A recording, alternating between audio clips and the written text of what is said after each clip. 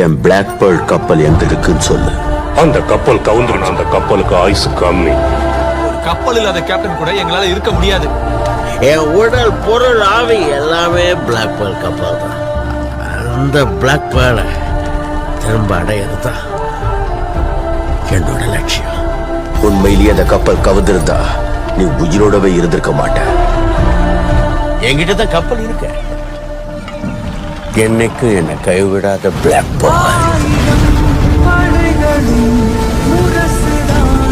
ஆனா என் கப்பல் எப்படி இருக்கு தெரியுமா? பெருசா, அழகா, கம்பீரமா இருக்கும்.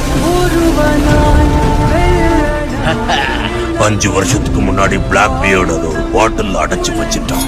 கடைசி பிளாக் பேர்லை மீட்டுட்டேன்.